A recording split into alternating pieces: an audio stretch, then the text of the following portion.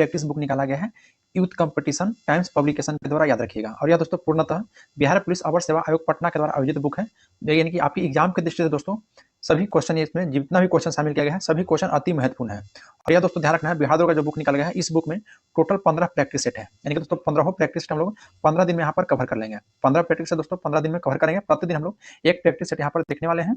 तो चलिए दोस्तों हम लोग स्टार्ट करते हैं। अगर आप हमारा यूट्यूब चैनल पर पहली बार आए हैं तो चैनल को सब्सक्राइब कर लीजिए और बेल आइकन को प्रेस कर लीजिए कि कोई भी नोटिफिकेशन होगा वो सबसे पहले आपके पास पहुंच जाएगा। तो आज हम लोग दोस्तों यहाँ पर प्रैक्टिस सेट नंबर 1 देखेंगे इसका, और प्रत्येक प्रैक्टिस में दोस्तों टोटल 100 क्वेश्चन दिया गया है, तो 100 क्वेश्चन को हम लोग यहाँ पर, तो चलिए बिना देर के हम लोग क्वेश्चन पर बढ़ते हैं। क्वेश्चन नंबर पहला है कि प्राग ऐतिहासिक काल के पहले युग को क्या कहा जाता था। देखिए प्राग ऐतिहासिक युग का दोस्तों जो उसका पहले का समय है उसको पूरा पाषाण काल कहा जाता है, पूरा पाषाण काल, जो कि ऑप्शन नंबर आपका डी में दिया गया है। देखिए दोस्तों आपको 3 भागों में विभाजित किया गया था, एक निम्न पूरा पाषाण काल, मध्य पूरा पाषाण काल और उच्च पूरा पाषाण काल, याद रखिएगा। और जो आपको पूरा पाषाण काल है दोस्तों वह औजार बनाने के लिए सबसे प्रसिद्ध था, जो कि पत्थर के औजार बनाया जाता था, यानी कि ऑप्शन नंबर यहाँ पे आपका डी राइट हो जाएगा। नेक्स्ट क्वेश्चन पढ़ते हैं, क्वेश्चन नंबर 2 बोल रहा है कि जैनियों के द्वारा अपने पवित्र ग्रंथों के लिए सामूहिक रूप से किस शब्द का प्रयोग किया जाता है। तो याद रखिएगा दोस्तों अंग का प्रयोग किया जाता है, तो ऑप्शन नंबर बी आपका यहाँ पे राइट हो जाएगा, अंग का। जैन के द्वारा जो अपने पवित्र ग्रंथों के लिए सामूहिक रूप से जैन आगम यानी साहित्य शब्द का प्रयोग किया जाता था। इसके अंतर्गत टोटल 12 अंग यानी कि 12 उपअंग और 6 गो दोस्तों छेद सूत्र था, 4 गो मूल सूत्र था और 10 प्रकीर्णन था और 2 चुलिका था, याद रखिएगा। चलिए नेक्स्ट क्वेश्चन पाते हैं, क्वेश्चन नंबर 3 बोला कि अशोक के जौगर शिलालेख किस राज्य में अवस्थित है। तो अशोक के जो जौगर शिलालेख है आपका उड़ीसा राज्य में है, उड़ीसा राज्य में, यानी कि ऑप्शन नंबर यहाँ पे आपका सी राइट हो जाएगा। और इसका खोज दोस्तों याद रखिएगा 1850 ईस्वी में वाल्ट इलियट ने किया था, वाल्ट इलियट ने। नेक्स्ट है कि बादामी चालुक्य के बादामी जाने से पहले उनकी राजधानी क्या थी। तो उनकी राजधानी दोस्तों एहोल था, एहोल, यानी कि ऑप्शन नंबर डी आपका राइट हो जाएगा, एहोल, याद रखिएगा। नेक्स्ट क्वेश्चन पाते हैं, क्वेश्चन नंबर 5। क्वेश्चन नंबर 5 का रहा है कि चंगेज खान के अधीन मंगलों ने किसके शासनकाल में भारत पर आक्रमण किया था। तो दोस्तों जो दिल्ली सल्तनत के गुलाम वंशी शासक जिसको इल्तुतमिश के शासनकाल में 1211 ईस्वी में मंगोल शासक चंगेज खान जो कि उर्फ तैमुजीन ने आक्रमण किया था, याद रखिएगा। तो यहाँ पे राइट आंसर हो जाएगा 5 का, ऑप्शन नंबर सी, इल्तुतमिश के शासनकाल में। नेक्स्ट पाते हैं क्वेश्चन नंबर 6 बोला कि 15वीं शताब्दी में शहर के सबसे महत्वपूर्ण ब्यूरोनों में से एक था जिसका जिक्र अब्दुल रजाक समरकंदी से प्राप्त है। तो यहाँ पे आपका राइट हो जाएगा ऑप्शन नंबर ए, विजयनगर की, याद रखना है कौन सा, तो विजयनगर की, तो ऑप्शन नंबर ए आपका राइट हो जाएगा। नेक्स्ट पाते हैं कि भारत में पुर्तगाली शासन को समाप्त करने वाला इंस्ट्रूमेंट ऑफ सरेंडर पर किसका हस्ताक्षर किया गया था। तो देखिए दोस्तों 19 दिसंबर 1961 को हस्ताक्षर किया गया था, जो कि गोवा दोस्तों 19 दिसंबर 1961 को पूर्ण रूप से भारत का अधीन हो गया था। चलिए नेक्स्ट क्वेश्चन पाते हैं, क्वेश्चन नंबर 8 कि वर्ष 1854 में भारत की पहली कपास मिल की स्थापना कताई मिल के रूप में कहाँ किया गया था। तो याद रखिएगा राइट यहाँ पे आंसर हो जाएगा, ऑप्शन नंबर ए, बंबई में किया गया था, बंबई में, याद रखिएगा, बंबई में। नेक्स्ट पाते हैं क्वेश्चन नंबर दोस्तों आपका 9। क्वेश्चन 9 का है कि बहावी आंदोलन का मुख्य उद्देश्य क्या है। तो बहावी आंदोलन का दोस्तों जो मुख्य उद्देश्य है वह है इस्लाम को परिशुद्ध करना, इस्लाम को परिशुद्ध करना, यानी कि ऑप्शन नंबर बी हो जाएगा। और बहावी आंदोलन याद रखना है 1828 से लेकर 1888 ईस्वी तक चला था। नेक्स्ट क्वेश्चन पाते हैं, क्वेश्चन नंबर 10 बोला कि कोई सत्याग्रही अहिंसा के द्वारा विजय प्राप्त कर सकता है। तो वह दोस्तों अत्याचारियों की अंतरात्मा को प्रभावित करते हुए, अत्याचारियों की अंतरात्मा को प्रभावित करते हुए, याद रखिएगा। नेक्स्ट क्वेश्चन है क्वेश्चन नंबर 11 बोला कि भारत के पश्चिमी बिंदु का नाम क्या है। तो भारत के दोस्तों पश्चिमी बिंदु का नाम है गौर माता, यानी कि गुहार माता भी बोला जाता है। और जो पूर्वी बिंदु है उसको किबुथु बोला जाता है। उत्तरी बिंदु को दोस्तों बताइए, उत्तरी बिंदु को क्या बोला जाता है। तो उत्तरी बिंदु को इंदिरा कौल और दक्षिणी बिंदु को इंदिरा पॉइंट। नेक्स्ट क्वेश्चन पाते हैं कि निम्नलिखित में से किस पर्वत श्रृंखला को सर्वोच्च चोटी में से एक महेंद्रगिरी चोटी है। तो दोस्तों याद रखना है पूर्वी घाट की है, पूर्वी घाट की सर्वोच्च चोटी है कौन सा, तो महेंद्रगिरी। यही पश्चिमी घाट के पूछता तो पश्चिमी घाट के कलसुबाई हो जाता है। नेक्स्ट क्वेश्चन पाते हैं, क्वेश्चन नंबर 13। क्वेश्चन 13 का है कि गोवा राज्य का कुल क्षेत्रफल कितना है। तो गोवा राज्य का दोस्तों जो कुल क्षेत्रफल है वह 3702 किलोमीटर प्रति किलोमीटर स्क्वायर है, याद रखना है 3702 प्रति किलोमीटर स्क्वायर। क्वेश्चन नंबर 14 है कि इनमें से कौन सी नदी पंजाब राज्य से होकर नहीं गुजरती है। तो पंजाब राज्य से होकर दोस्तों इसमें आपका जो गंगा नदी है या पंजाब राज्य से होकर नहीं गुजरती है, बाकी सतलज, रावी और झेलम या पंजाब से होकर गुजरती है, याद रखिएगा। नेक्स्ट बात है कि मेघालय के किन पहाड़ियों पर मासिन राम स्थित है। तो मेघालय के खांसी पहाड़ी पर, खांसी पहाड़ी पर, याद रखिएगा। नेक्स्ट है कि ब्रह्मांड का अध्ययन के नाम से जाना जाता है। तो ब्रह्मांड के अध्ययन का दोस्तों किस नाम से जाना जाता है, तो कॉस्मोलॉजी, कॉस्मोलॉजी हो जाता है ब्रह्मांड का अध्ययन, याद रखिएगा। नेक्स्ट बात है क्वेश्चन नंबर आपका 17 कि वर्ष के किस दिन पृथ्वी अपसौर यानी कि एफेलियन नामक स्थिति में सूर्य से सर्वाधिक दूरी पर होती है। तो दोस्तों 4 जुलाई को, और सबसे निकटतम यानी कि उपसौर की दूरी कहेगा दोस्तों तो 3 जनवरी हो जाएगा, याद रखिएगा। नेक्स्ट पाते हैं कि पृथ्वी की पपरी के मुख्य रूप में शामिल है। तो पृथ्वी के दोस्तों जो पपरी में है तो सिलिका और एल्युमिनियम है, सिलिका और एल्युमिनियम, यानी कि ऑप्शन नंबर सी हो जाएगा सिलिका यहाँ पे। नेक्स्ट है कि भारत सरकार अधिनियम 1919 को किस और नाम से जाना जाता है। तो भारत सरकार अधिनियम 1919 को दोस्तों मैंटेगू चेम्सफोर्ड के नियम से जाना जाता है, मैंटेगू चेम्सफोर्ड के नाम से याद रखिएगा। तो यहाँ पे ऑप्शन नंबर डी हो जाएगा। नेक्स्ट पाते हैं क्वेश्चन नंबर 20 कि निम्नलिखित में कौन से विषय संघ सूची के भाग है। तो संघ सूची के भाग यहाँ पे दोस्तों बैंकिंग हो जाएगा, संघ सूची के बाकी कृषि पुलिस अपराध सूची के अंतर्गत आता है। नेक्स्ट पाते हैं क्वेश्चन नंबर 21 कहा कि किस अनुच्छेद के तहत भारत के प्रत्येक नागरिक को स्वास्थ्य का अधिकार दिया गया है। क्या दोस्तों अनुच्छेद 21 के तहत, अनुच्छेद 21 के तहत याद रखिएगा, ऑप्शन नंबर डी में दिया गया है अनुच्छेद 21 के तहत। नेक्स्ट पाते हैं क्वेश्चन नंबर 22 कि भारतीय संविधान का कौन सा अनुच्छेद यह कहता है कि भारत के प्रत्येक नागरिक का कर्तव्य है कि वह वैज्ञानिक स्वभाव, मानवतावाद और जांच और सुधार की भावना विकसित करें। क्या दोस्तों मौलिक कर्तव्य में इसकी चर्चा की गई है, तो मौलिक कर्तव्य यहाँ पे आपका नहीं दिया गया है, लेकिन 51 के ए में मौलिक कर्तव्य है, 51 के ए में, यानी कि ऑप्शन नंबर यहाँ पे सी आपका राइट हो जाएगा। नेक्स्ट क्वेश्चन है क्वेश्चन नंबर दोस्तों 23, पूरा कि निम्नलिखित में कौन भारत के राष्ट्रपति के चुनाव में भाग लेता है। देखिए भारत के राष्ट्रपति के चुनाव में संसद और राज्य की विधानसभाओं के दोनों सदनों के निर्वाचित सदस्य भाग लेते हैं, यानी कि ऑप्शन नंबर ये आपका राइट हो जाएगा। नेक्स्ट क्वेश्चन है क्वेश्चन नंबर यहाँ पे आपका 24 है कि राज्यसभा अध्यक्ष के रूप में निम्नलिखित में से किसका उल्लेख किया जाता है। तो राज्यसभा अध्यक्ष के रूप में दोस्तों जो उपराष्ट्रपति रहते हैं या पदन सभा के अध्यक्ष होते हैं, यानी कि 24 का ऑप्शन नंबर सी आपका राइट हो जाएगा। नेक्स्ट क्वेश्चन पाते हैं क्वेश्चन नंबर 25 बोल रहा है कि निम्नलिखित में लोकसभा की शक्ति कौन सी है। तो लोकसभा की जो शक्ति है कि संविधान में संशोधन करती है, संविधान में संशोधन करती है, याद रखना है। संविधान में दोस्तों संशोधन की प्रक्रिया अनुच्छेद 368 में है और भाग कहेगा तो भाग 20 में याद रखिएगा। इस तरह के निम्नलिखित में से कौन द्विसदनात्मक विधायिका वाला प्रांत नहीं है। तो आपका जम्मू कश्मीर जगह जो कि नहीं है, बाकी बिहार में है, कर्नाटक भी है और गुजरात भी है, यानी कि 26 का दोस्तों यहाँ पे एक दोस्तों देखिए यहाँ पे होना चाहिए आंसर, देखिएगा तो यहाँ पे देखिए तो गुजरात में भी नहीं है, तो यहाँ पे यानी कि 2 आंसर होना चाहिए, सी और डी दोनों हो जाएगा, सी और डी दोनों यहाँ पे हो जाएगा। चलिए नेक्स्ट क्वेश्चन पाते हैं क्वेश्चन नंबर आपका 27, क्वेश्चन 27 कर रहा है कि निम्न में कौन से राज्य 1987 में भारतीय संघ के 23वां, 24वां और 25वां राज्य के रूप में अस्तित्व में आया है। तो कौन सा राज्य हो जाएगा बताइए। तो देखिए दोस्तों यहाँ पे राइट आंसर हो जाएगा ऑप्शन नंबर आपका बी कि मिजोरम, अरुणाचल प्रदेश और गोवा। मिजोरम दोस्तों आपका 23वां राज्य बना है, 24वां अरुणाचल प्रदेश और 25वां गोवा, और ये तीनों 1987 में। नेक्स्ट क्वेश्चन पाते हैं क्वेश्चन नंबर 28, बोला कि किस प्रकार के शासन में शासकों का चुनाव लोग करते हैं। तो शासकों का चुनाव लोग दोस्तों लोकतंत्र में करते हैं, लोकतंत्र में यानी कि डेमोक्रेटिक में याद रखिएगा, डेमोक्रेसी होता है। नेक्स्ट बात है कि केंद्र राज्य संबंध से संबंधित मुद्दों को जांच के लिए केंद्र सरकार ने किस आयोग की नियुक्ति की है। तो केंद्र सरकार के द्वारा दोस्तों सरकारिया आयोग की नियुक्ति की गई है, सरकारिया आयोग की। क्वेश्चन नंबर 30 करा कि 6 से 14 साल के बच्चों को शिक्षा का मौलिक अधिकार प्रदान करने वाला मुफ्त और अनिवार्य शिक्षा का अधिकार अधिनियम को किस वर्ष स्वीकृति मिला था। तो अधिनियम कहेगा दोस्तों तो 2009 में याद रखिएगा, अधिनियम कब 2009 में, यानी कि 30 का ऑप्शन नंबर यहाँ पे सी आपका राइट हो जाएगा। नेक्स्ट क्वेश्चन पाते हैं क्वेश्चन नंबर 31 क्वेश्चन कर रहा है कि भारतीय राजनीतिक पार्टी यानी कि सीपीआईएम का पूरा नाम क्या है। तो सीपीआई का पूरा नाम है कम्युनिस्ट पार्टी ऑफ इंडिया मार्क्सवादी, यानी कि ऑप्शन देखिए ऑप्शन नंबर यहाँ पे आपका डी में दिया गया है, कम्युनिटी पार्टी ऑफ इंडिया मार्क्सवादी। नेक्स्ट क्वेश्चन है क्वेश्चन नंबर 32 कि निम्नलिखित में से चीन का राष्ट्रीय पक्षी कौन सा है। तो चीन का राष्ट्रीय पक्षी दोस्तों red crown crane, red crown crane दोस्तों कितना है, ऑप्शन नंबर बी में है, यानी कि लाल मुकुट वाली क्रेन है, या चीन का राष्ट्रीय पक्षी याद रखिएगा। यहाँ पे फिर दोस्तों और कुछ पक्षी का नाम बताते हैं जो कि याद रखना है देश का। ऑस्ट्रेलिया का पूछेगा राष्ट्रीय पक्षी तो एमू हो जाएगा, ऑस्ट्रेलिया का क्या हो जाएगा, तो ऑस्ट्रेलिया का एमू। और फिर यहाँ पे दोस्तों आपको याद रखने वाला बता देते हैं, ऑस्ट्रेलिया का एमू हो जाएगा। फिर यहाँ पे देखिए रोबिन दिया गया है और तोता दिया गया है, तो इनमें से बताइए किन्हीं को जानकारी है कि रोबिन और तोता किन देश की है। और याद रखना है जापान के पूछेगा तो जापान का राष्ट्रीय पक्षी है ग्रीन पीसेंट, न्यूजीलैंड के कीवी है, भारत का दोस्तों भारतीय मोर है, और कनाडा का ग्रेजे है, ग्रेजे। चलिए नेक्स्ट क्वेश्चन पाते हैं क्वेश्चन नंबर दोस्तों 33, बोला कि एडविन लुटियंस और हर्बर्ट बेकर 2 आर्किटेक्ट हैं जिन्हें किस शहर का डिजाइन तैयार करने के लिए श्रेय दिया जाता है। तो दोस्तों यहाँ पे राइट आंसर हो जाएगा 33 का ऑप्शन नंबर डी दिल्ली का, दिल्ली का दोस्तों याद रखिएगा। नेक्स्ट क्वेश्चन पाते हैं क्वेश्चन नंबर 34 कि पाकिस्तान के खिलाफ कारगिल युद्ध किस वर्ष शुरू हुआ था। तो कारगिल युद्ध 1999 में कारगिल युद्ध शुरू हुआ, याद रखिएगा, भारत और पाकिस्तान के बीच हुआ था। नेक्स्ट है कि निम्न में कौन सी कथन राजगोपालाचारी के बारे में सत्य नहीं है। कहते हैं दोस्तों कि वह कांग्रेस के वरिष्ठ नेता थे, बिल्कुल सही बात है। नेक्स्ट है कि वह पद्मश्री पुरस्कार पाने वाले व्यक्ति नहीं, पद्मश्री नहीं दोस्तों, बल्कि उनको भारत रत्न दिया गया है, जो कि भारत रत्न पाने वाले दूसरे व्यक्ति थे, याद रखिएगा। ये आपका ऑप्शन बी गलत हो जाएगा। बाकी याद है कि वह स्वतंत्र पार्टी के संस्थापक थे, बिल्कुल सही है, और वह भारत के गवर्नर जनरल बनने वाले पहले भारतीय थे, ये भी कथन आपका सही है।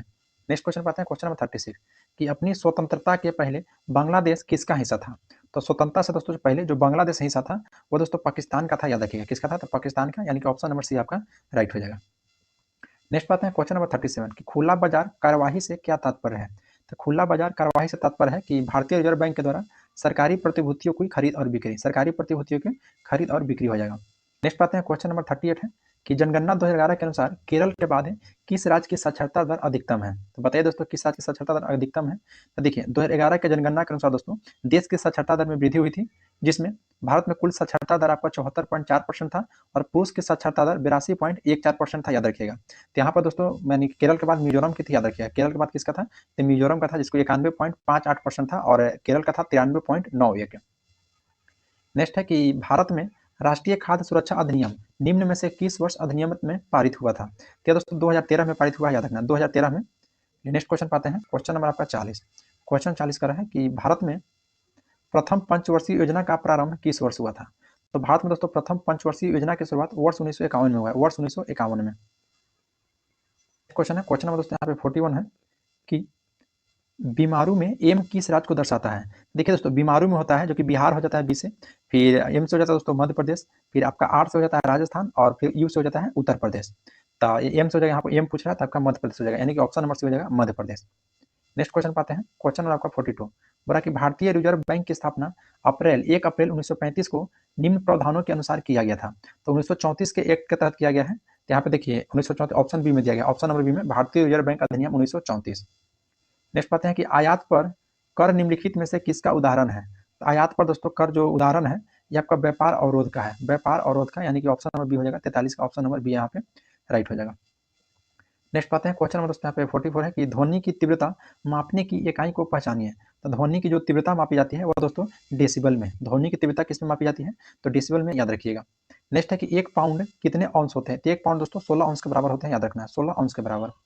नेक्स्ट पाते हैं कि निम्नलिखित भौतिक मात्राओं में से कौन सी एक अदिश राशि है। तो अदिश राशि यहाँ पे दोस्तों कौन हो जाएगा, तो यंग का मापक, यंग का मापांक दोस्तों आपका अदिश राशि का उदाहरण है, याद रखिएगा। नेक्स्ट पाते हैं क्वेश्चन नंबर 47 है कि लोलक के द्वारा एक दोलन पूरा करने में लिए गए समय को क्या कहते हैं। तो उसे दोस्तों आवर्तकाल कहते हैं, आवर्तकाल, जो कि ऑप्शन नंबर ए हो जाएगा। क्वेश्चन नंबर आपका 48 है कि एक ताजे अंडे को नमक के पानी में डालने पर क्या होता है। तो देखिए दोस्तों अगर एक ताजा अंडा को आप नमक के पानी में डालिएगा तो अंडा आपको तैरने लगेगा, यानी कि ऑप्शन सी हो जाएगा, तैरने लगेगा, याद रखिएगा, क्योंकि नमक के घोल का घनत्व अंडे के घनत्व से अधिक होता है, इसलिए। नेक्स्ट पाते हैं क्वेश्चन नंबर 49 है कि आकाश का रंग नीला दिखाई देता है क्योंकि वायुमंडल में नीले रंग का प्रकाश दूसरे रंगों की तुलना में अधिक होती है। तो किसके कारण दोस्तों, तो प्रकीर्णन के कारण। तो यहाँ पे ऑप्शन नंबर दोस्तों डी हो जाएगा, प्रकीर्णन के कारण, याद रखिएगा। नेक्स्ट पाते हैं क्वेश्चन नंबर 50 कि निम्न में कौन सा तत्व एक उपधातु है। तो यहाँ पे उपधातु तत्व दोस्तों आपका सिलिकॉन हो जाएगा, सिलिकॉन आपका उपधातु है, याद रखना सिलिकॉन क्या है, तो ये आपका उपधातु है।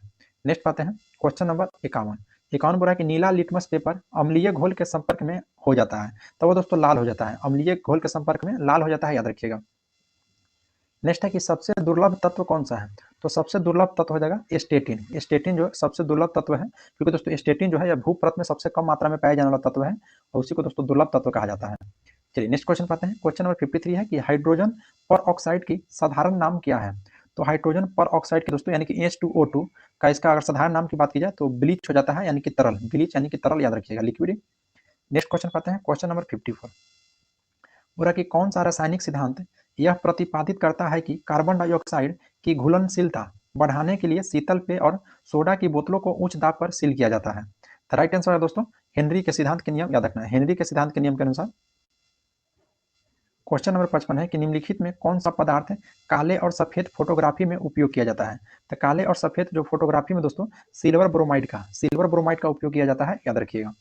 नेक्स्ट बात है कि निम्नलिखित में कौन कार्बोलिक अम्ल के नाम से जाना जाता है। तो कार्बोलिक अम्ल के नाम से फिनॉल को जाना जाता है, फिनॉल को, कार्बोलिक अम्ल, फिनॉल। नेक्स्ट है कि मछलियों का वैज्ञानिक अध्ययन कहा जाता है। तो मछलियों का दोस्तों जो वैज्ञानिक अध्ययन कहा जाता है वह इक्थियोलॉजी, इक्थियोलॉजी याद रखना है। फिर दोस्तों पेडोलॉजी, पेडोलॉजी याद रखना है, मृदा का अध्ययन होता है। ऑफियोलॉजी जो कि सर्पों का अध्ययन किया जाता है, और डेंड्रोलॉजी, तो डेंड्रोलॉजी दोस्तों काष्ठीय पौधों का अध्ययन किया जाता है। नेक्स्ट पाते हैं कि प्राणी संघ के प्राणियों को सामान्यतः स्पंज कहते हैं और यह लवणीय एवं असममित होते हैं। ये दोस्तों किस संघ के होते हैं, याद रखना है पोरीफेरा संघ के होते हैं, पोरीफेरा संघ के। तो ऑप्शन नंबर ये आपका राइट हो जाएगा। नेक्स्ट है कि कीटों में स्थित श्वसन अंग का नाम क्या है। तो जो कीट में स्थित श्वसन अंग है उसको दोस्तों श्वास नली, ट्रेकिया के द्वारा होता है कीटों में, याद रखना है, तो श्वास नली आपके यहाँ पे राइट आंसर हो जाएगा। नेक्स्ट पाते हैं कि निम्नलिखित में किस परजीवी के कारण गिनी कृमि रोग होता है। तो गिनी कृमि रोग जो होता है यह ड्रेकनकुलस मेंडिनेसिस के कारण, ड्रेकनकुलस मेंडिनेसिस के कारण, याद रखिएगा। नेक्स्ट पाते हैं कि बल्लम काली बोट रेस किस राज्य में आयोजित किया जाता है, बताइए। बल्लम काली बोट रेस दोस्तों कहाँ में? तो यह केरल का एक पारंपरिक त्यौहार है, जो कि देख लेते हैं किस ऑप्शन में। देखिए ऑप्शन ए में दिया गया है केरल, यानी कि ऑप्शन नंबर ए आपका राइट हो जाएगा। नेक्स्ट पाते हैं क्वेश्चन नंबर 62 कि झिझिया नृत्य की उत्पत्ति भारत के किस राज्य में हुआ था?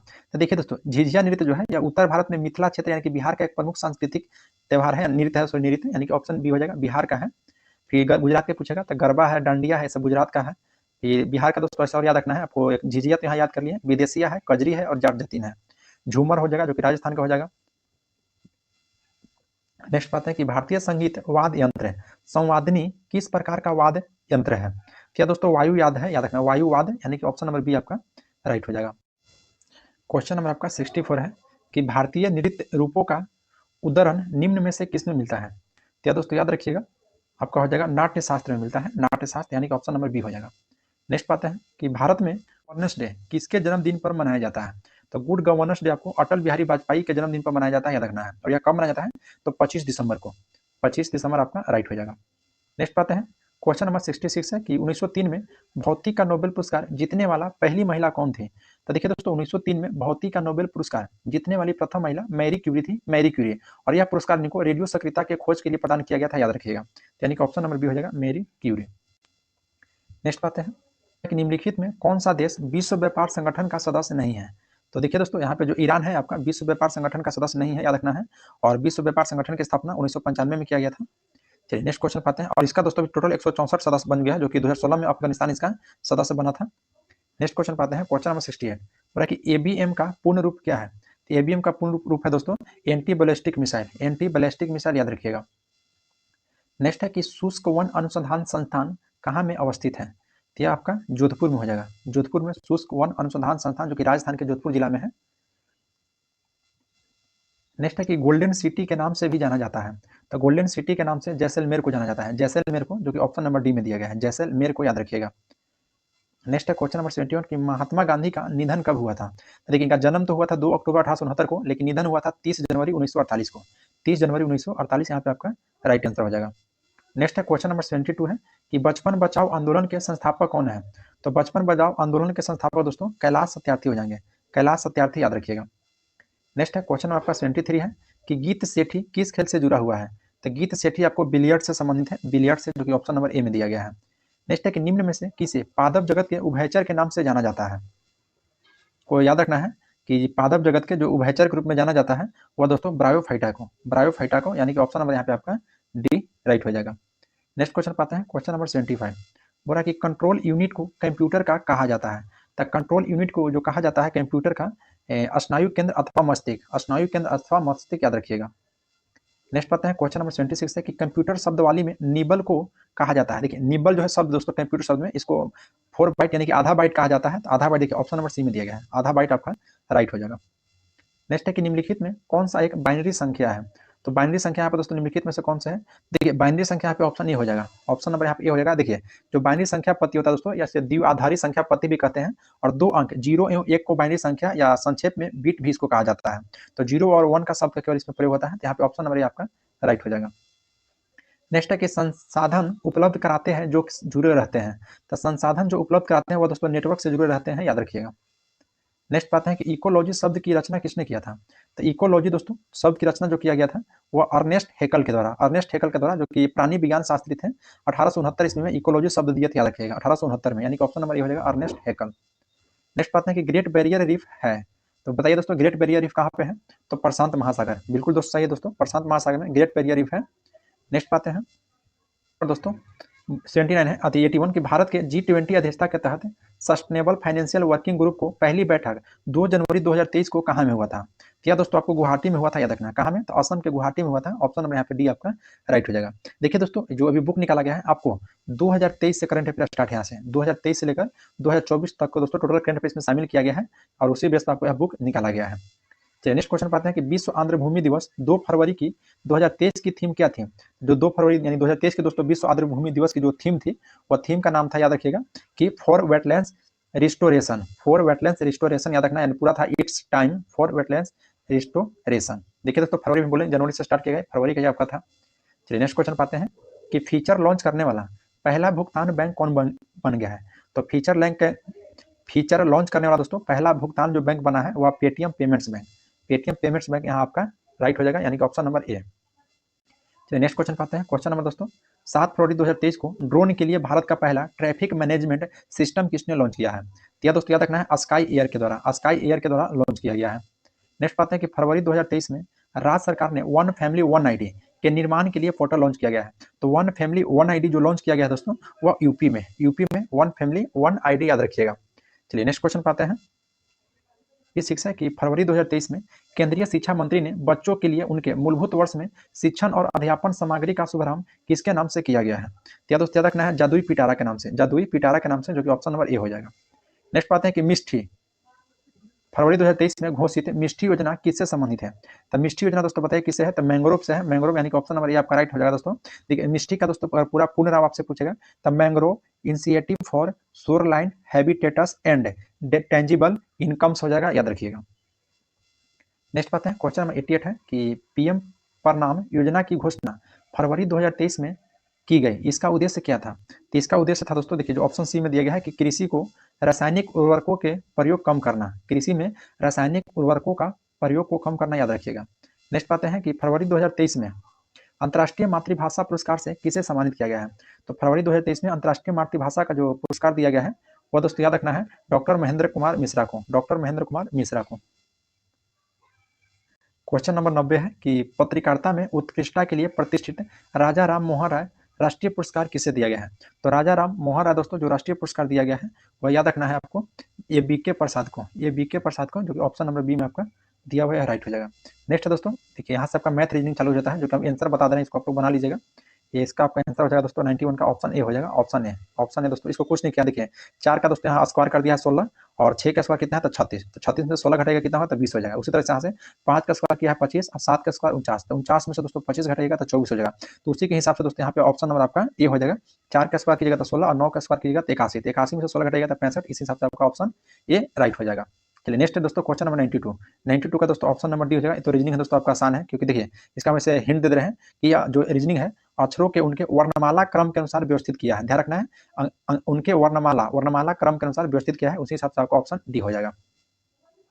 नेक्स्ट भी दोस्तों रीजनिंग है दर्पण का प्रतिबिंब है, तो दर्पण का प्रतिबिंब दोस्तों आपको पता है कि उल्टा हो जाता है, यहाँ इसका आंसर आपका दोस्तों ऑप्शन ए हो जाएगा, बिल्कुल राइट है, क्योंकि सबसे भी यहाँ पर देख लीजिएगा मिला लीजिएगा, ऑप्शन ए हो जाएगा।